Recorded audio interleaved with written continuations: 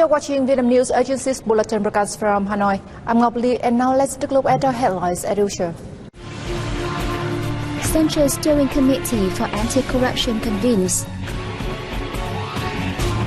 Swiss Vice President pays official visit to Vietnam. Foreign investment activities on Vietnam's stock market regulated. Party General Secretary Nguyễn Phú Trọng on August 5th chaired the 20th meeting of the Central Steering Committee for Anti-Corruption. Addressing the meeting, the party chief stressed that despite the complicated COVID-19 pandemic, the fight against corruption was still taking place even more seriously and effectively. He said the fight is likely to face a lot of difficulties in the coming time. However, there will be no moment of hold or pause in the effort. The Central Steering Committee just focused on major cases to make a warning to others, Trump said, adding that it did not cover the anti-corruption work instead of appropriate authorities. At the meeting, the party leader also pointed out a number of shortcomings in the fight against corruption in the past time. He asked concerned quarters to study and consider amendments related to the function, tasks, and authority of the committee. Switzerland's Vice President and Foreign Minister Ignacio Cassis is paying an official visit to Vietnam from August 4th to 6th. We'll have more in the following report. Welcoming Vice President and Foreign Minister Ignacio Cassis, Prime Minister Phạm Minh Chính spoke highly of the Switzerland's official development assistance given to Vietnam over the past year, which totaled at $650 million. Vice President Ignacio Cassis said the Swiss government has decided to sponsor Vietnam 500,000 COVID-19 quick test kits, 300,000 face masks, and 30 oxygen ventilators, worth around $5.26 million. The two leaders agreed that there are still many space for economic cooperation between the two countries. On the same day, Vice President Võ Thị Ánh Xuân hosted a reception for Swiss Vice President and Foreign Minister Ignacio Cassis. At the reception, the two sides discussed measures to help enterprises from the two countries expand cooperation in potential fields such as finance and banking, pharmaceuticals, and digital economy, among others. Xuân also expressed her sincere thanks for the support Switzerland has given to Vietnam in terms of official development assistance as well as in the fight against COVID-19. A number of meetings between ASEAN foreign ministers and their counterparts were held virtually on August 5th as part of the ongoing 54th ASEAN Ministerial Meeting, AMM54, and related meetings. At the meeting between ASEAN and Canada, Vietnamese Foreign Minister Bùi Thanh Sơn hailed Canada's wish to further deepen ties with ASEAN. Sơn suggested Canada assist ASEAN in a timely and full access to COVID-19 vaccines, promote specific measures to help regional countries deal with impacts caused by the pandemic. Canadian Foreign Minister Mark Carney expressed his wish to upgrade ties with ASEAN, join ASEAN-led cooperation mechanisms more deeply, and soon launch talks on a free trade agreement between ASEAN and Canada. ASEAN member states also lauded Canada's donation of 3.5 million Canadian dollars to the ASEAN COVID-19 Response Fund and medical supplies package worth 4.5 million Canadian dollars to the grouping.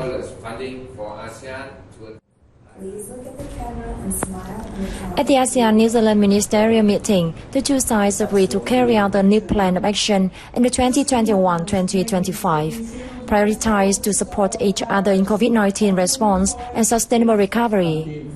They pledged to step up cooperation in anti-terrorism and transnational crimes, education, environmental protection, climate change adaptation, natural disaster preparedness, and smart agriculture. ASEAN and New Zealand stressed they will continue closely working together in an effort to maintain and ensure peace, security, and stability in the region, including the EC.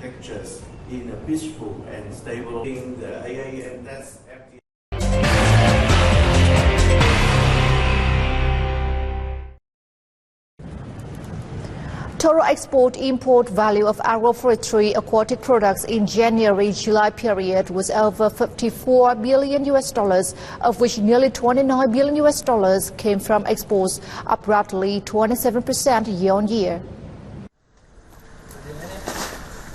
In July, agroforestry aquatic products earned $4.2 billion from exports, up 26.7% against the corresponding time last year, but down 9.5% from the previous month. Rubber, pepper, cashew nuts, shrimp, and timber products were among the items with high export values in July. The U.S. was the biggest importer of Vietnamese agroforestry aquatic products, with turnover amounting to $8.2 billion, accounting for nearly 29% of the market share, followed by China and Japan. Vietnam imported nearly $25 billion worth of agroforestry aquatic products in the 7 months, a year-on-year increase of 43%. Vietnam's airline industry is facing its worst crisis yet amid the COVID-19 pandemic. An online conference on financial solutions to keep the industry afloat held recently. After 2 years of struggling to cope with COVID-19, all airlines were experiencing great difficulty to maintain a healthy cash flow. Despite support from the government, the fourth outbreak of the virus might well be the straw that breaks the camel's back. In addition, government support had not fully reached private companies in the industry. Meanwhile, the lack of viable business and operation plans during the pandemic had made it near impossible for airline companies to secure desperately needed cash from banks. The Vietnam Aviation Business Association has made a number of proposals to the government, including a vaccine passport system, shorter quarantine periods, and a capital injection of up to $260 million in order to help the industry overcome difficulties caused by the pandemic.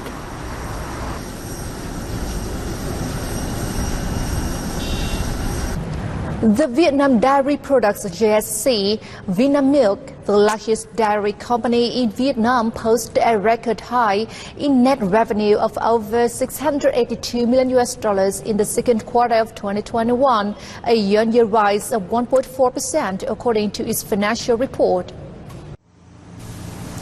The figure also rose by over 19% compared to the previous quarter. The company's after-tax profit exceeded $124 million in the period, a year-on-year decline of 7%, but up 10% against the first quarter. It raked in $580 million in net revenue in the domestic market, surging 18.5% against the previous quarter. In the second quarter of 2021, the dairy firm launched its Vinamilk Green Farm system in the provinces of Tây Ninh, Quảng Ngãi, and Thanh Hóa. The Middle East continues to be its largest export market, along with others of the U.S. and China. To maintain local livelihoods and create a new aquaculture profession for the people of Lý Sơn Island District, Quảng Ngãi Province has worked with the Institute of Oceanography in deploying a pilot on raising sea urchins. Cultivation of sea urchins has been developing well and opened up opportunities to generate high incomes for local farmers. Officially known as cranial nematode, the sea urchin is a marine species with high nutritional and economic value, but its future is under threat from overexploitation. Cage farming has been piloted with 2,000 breeds and seaweed as the main food source. After 8 months of cultivation, sea urchins can be harvested and bring about a profit of 10,000 VND each. Seaweed is the main food source and is easy to find and cheap. Quảng Ngãi worked with the Institute of Oceanography on deploying a pilot on raising sea urchins a year ago. Experimental cage farming carried out on Lý Sơn proved effective. Cultivation has been developing well and has opened up opportunities to generate higher incomes for local farmers. The pilot helps restore sea urchin numbers in the wild and also helps people improve their livelihoods.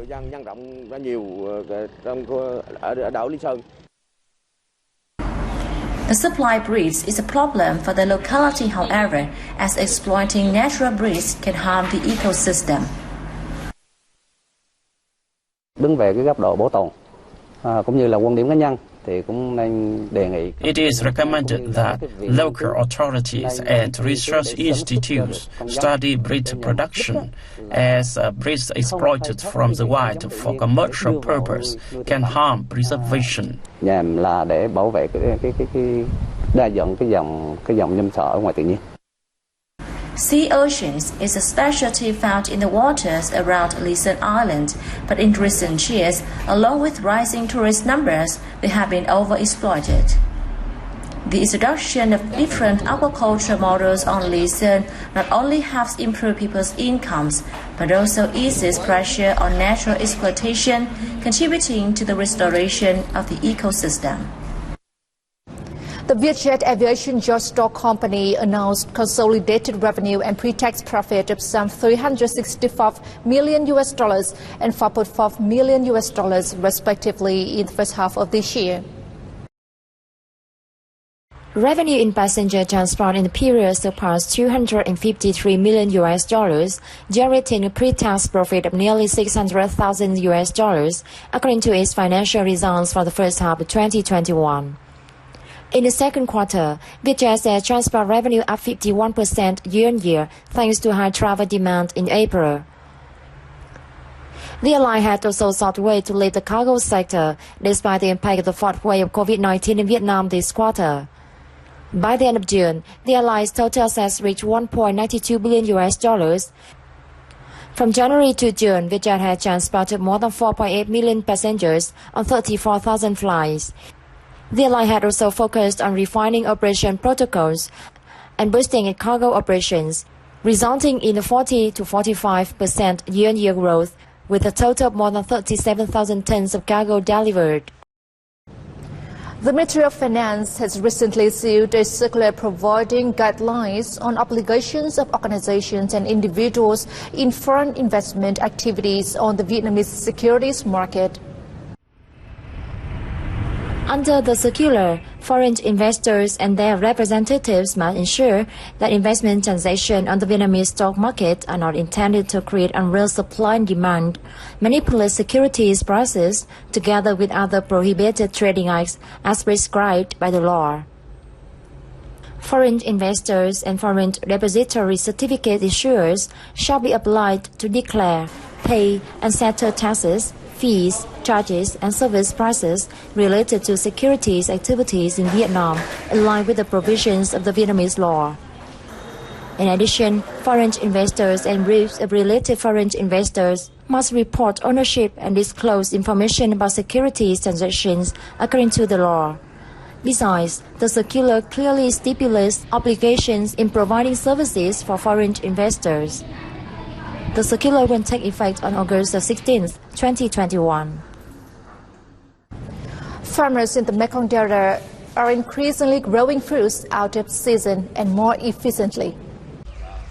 In 2013, the Ministry of Agriculture and Rural Development had unveiled plans for growing 5 key fruits: dragon fruit, mango, rambutan, durian, and longan during the off-season in the Delta's 12 provinces and Cần Thơ City at the south-central province of Bình Thuận, the country's largest dragon fruit grower. This is meant to help avoid oversupply during the regular season, thus ensuring prices never fall too low. According to the ministry, off-season fruit have 1.5 to 2 times higher economic efficiency than seasonal ones.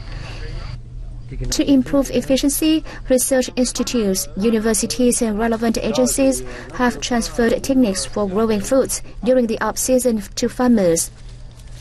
The ministry has instructed provinces producing off-season fruits to help farmers develop links with companies to secure outlets for their product. And it's also wrapped up our news bulletin. Thank you for tuning in and goodbye for now.